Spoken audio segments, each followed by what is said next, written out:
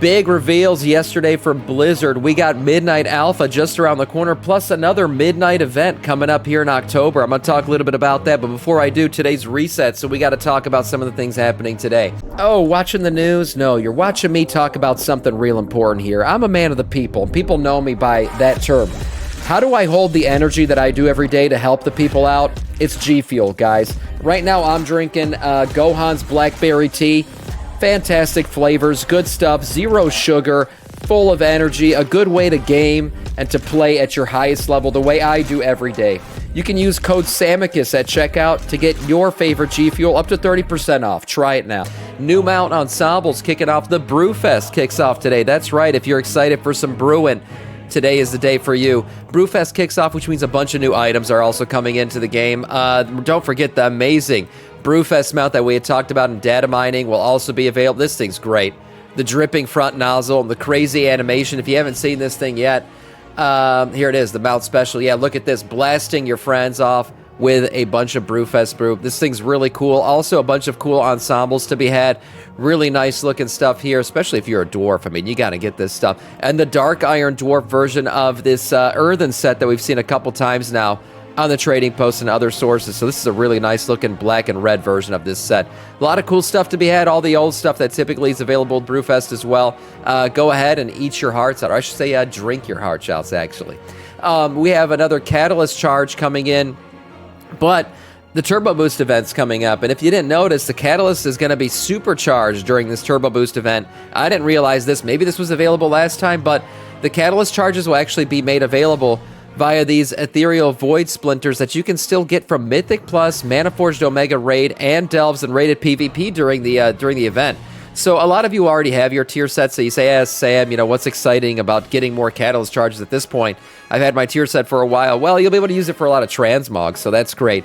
Transmogging, you know, if you unlock a tier set, different versions of the tier set via the Catalyst charge, you can unlock the transmog for that specific set. So getting all the colorways for your tier set is probably what a lot of people will be doing there.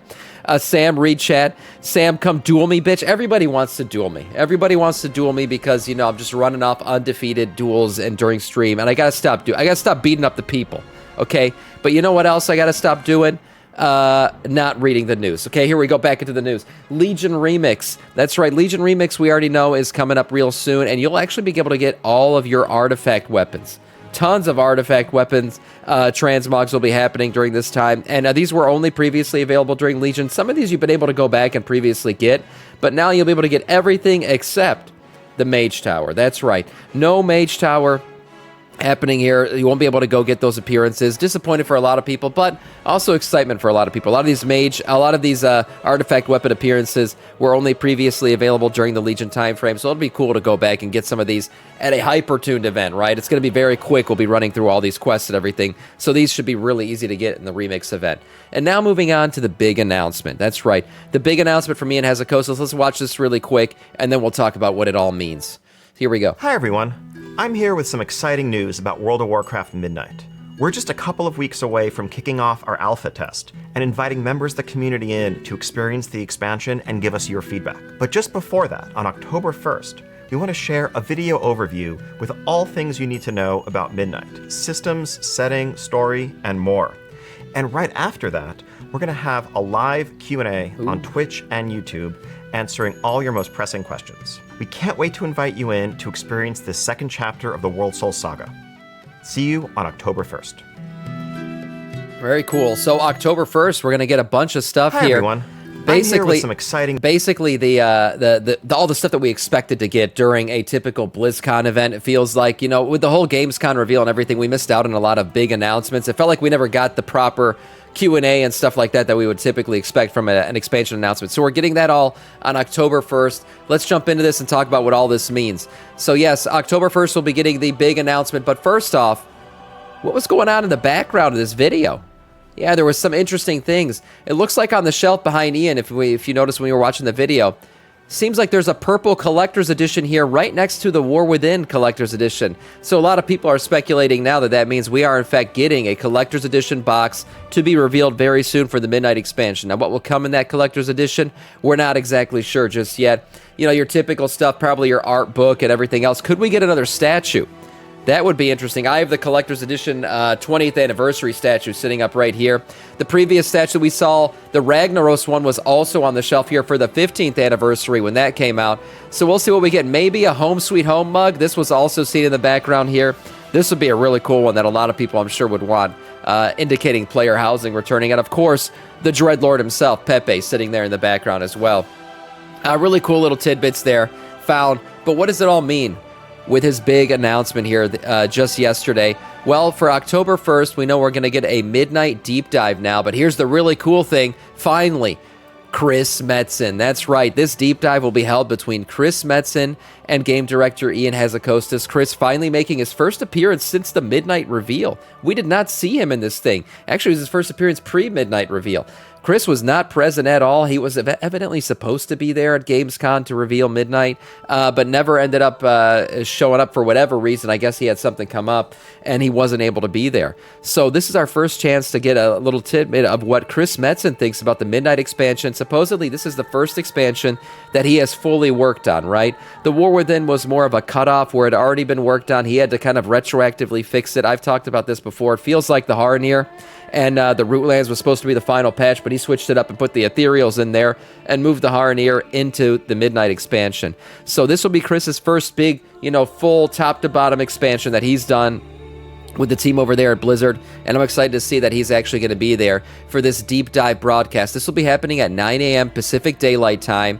Again, with Ian Hazzikostas, they're going to talk about zones, stories, and features of the coming expansion. Also, there will be a Q&A following up with this thing.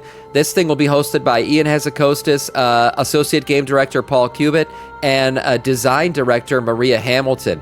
They'll all be up there reading off questions that you have submitted. If you want to submit some questions, you can go to the World of Warcraft forums. They said they'll be picking questions from there. You can also join the WoW Reddit if you want to get into complete degeneracy and go check that thing out. Maybe submit some questions there. They do have a link to it as well. I'll link this down below if you guys want the links to this. This thing will be streamed on Twitch and YouTube, and you'll be able to catch up with all of the Midnight stuff and hear the Q&A and see what they have to say about a lot of these questions. Please do not ask if any more furry races are going to be added to the game. I think we have just enough of those at this point. Let's check out what the alpha is going to be about. So yes, alpha will be coming. This is not part of the, pre-order, the Epic Edition stuff. Epic Edition pre-orders will give you access to beta. Alpha access will only be invite only. Now, Blizzard did reach out to me personally, asked me if I wanted alpha access. I told them I haven't decided yet. I really don't like to pre-play a lot of shit before it actually comes out, so I'll get back to Blizzard and see if I actually want to do that. But these invites typically go out to a lot of creators, a lot of known people. A lot of times anyways, this stuff is kind of under NDA, so you won't be able to actually see people playing the alpha or streaming the alpha, but this thing will get played out. The first phase of alpha, levels 80 to 83 will be tested out.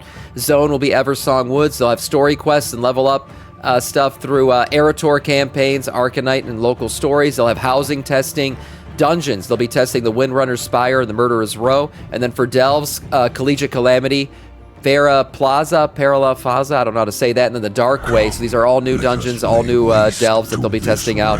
Thank you, John, for the follow there.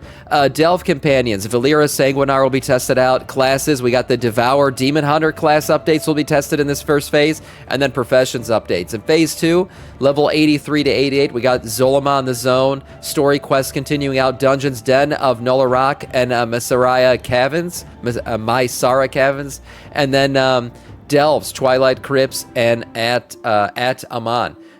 Phase 3 here, we see levels 83 to 88. We got the Harndar and Eversong Woods, so we got the Hornir tested out here.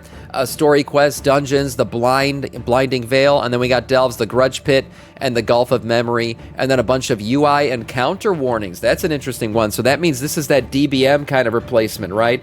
They're trying to work this into the game. This will be phase 3 of Alpha. Will be the first time we actually see this thing tested. Levels 88 to 90 will be tested in phase 4. We got the Void Storm Zone, which will be the final zone we level up in here.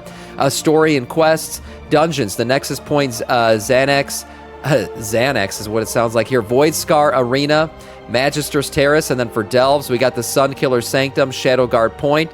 For PvP, we got Slayer's Rise PvP Zone, Slayer's Rise 40v40, and the new Epic Battleground. So we got that open world zone. This is what I'm most excited about. The Slayer's Rise PvP Zone. This is the first time we see Blizzard really emphasizing some world PvP again. I always say bring back Wintergrass, bring back something like that. I really enjoy open world PvP. It's the only kind of PvP I really enjoy, besides bitch slapping people from Twitch chat who think their dicks are too big and they want to actually duel me live on stream, and then I got to teach them a lesson in front of a bunch of viewers. I don't like to do that shit, but you guys be forcing it on me, so I had to do it yesterday. But we also have a bunch of other PvP testing here. Slayer's Rise 40v40 and Epic Battlegrounds, as I said before.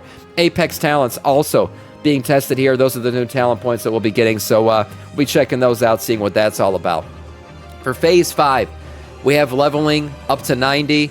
Level 90 testing. Basically, you got your end game content here. Weeks 1 to 4 content available. Story quest, the level 90 campaign, chapter 1. Arcanite Visitors quest, weekly quests. We got the Delves, Torment's Rise, and the Shadows Enclave. We have the Prey system. This is that new system, right, where you turn up the level kind of in your open world, where these guys could just randomly attack you. You can get more loot and stuff like that. Level 90 activities. We have Solharet's Sawyer, Abundance, Legends of the Haranir. That sounds like some kind of interesting quest line or dailies or something. Stormwind Citadel, Amani Abyss, and then Professions, we have Sparks testing here. So this content is subject to change, as they say before. Alpha testing begins on October 2nd. Over the course of the tests, we'll be inviting the community, veterans, press, fan sites, and friends and family, including Samiccus, to check out the upcoming expansion to give feedback. Players are selected to participate. If you are selected, you'll receive an email directing you to download the alpha client and get into this whole thing and try it out. So cool stuff. Alpha content just around the corner. I think all this holds true to my February 24th release date for Midnight. I think it's all heading up on pace here.